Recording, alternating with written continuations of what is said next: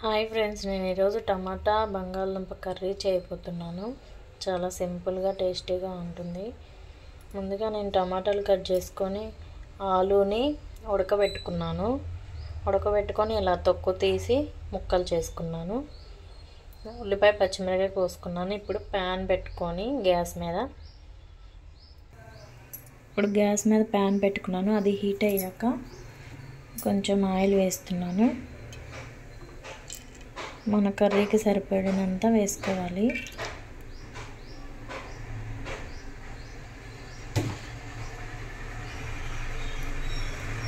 అది హీట్ అయ్యాక పోపు దినుసులు వేసుకుందాం.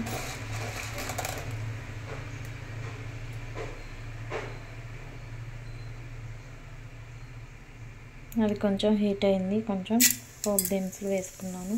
అవి కొంచెం చిటపట అయ్యాక ఉల్లిపాయ పచ్చిమిరపకాయ వేసుకుందాం.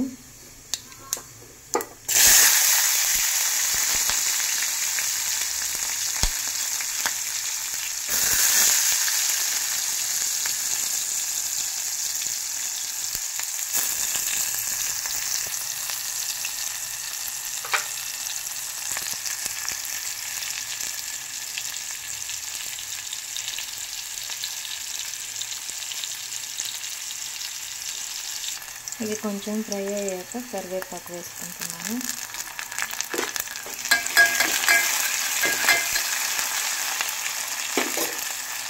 తర్వాత కొంచెం పసుపు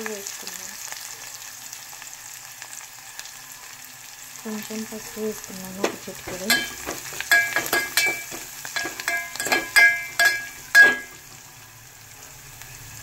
కొంచెం ఫ్రై అయినాక టమాటా ముక్కలు వేసుకున్నాం.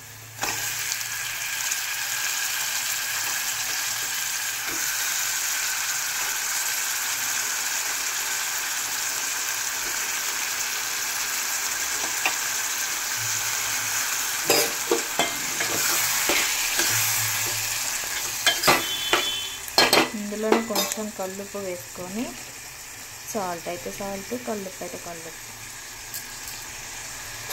నేనైతే కల్లుప్పే వాడతానండి కర్రీస్లోకి. ఫ్రైలోకి ఏమో సాల్ట్ వాడతాను. ఇది కొంచెం మగ్గాలి.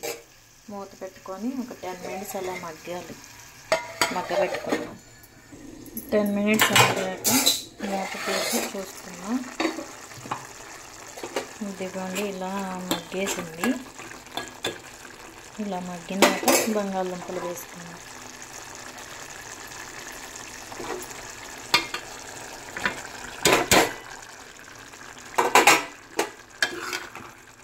కొంచెం పెద్ద ముక్కలే కోసుకున్నాండి బంగాళదుంపలు. ఊరకనే ఉడకబెట్టినాయి కదా, చిమిడిపోతాయి.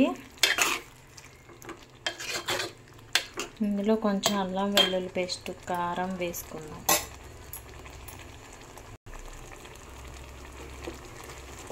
ఇదిగోండి కొంచెం అల్లం వెల్లుల్లి పేస్ట్ వేస్తున్నాను. కొంచెమేనండి, నేను మసాలా ఎక్కువ వేయను.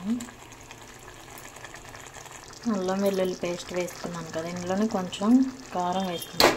అంతా మీ టేస్ట్కి సరిపడినంత కారం వేసుకొని కొంచెం అలా కలుపుకొని మళ్ళీ మగ్గనిచ్చాలి. బాగా కర్రీని ఉడకబెట్టుకోవాలి. కర్రీ ఎప్పుడైనా కూడా సిమ్లోనే చేసుకుంటేనే టేస్ట్గా ఉంటుందండి.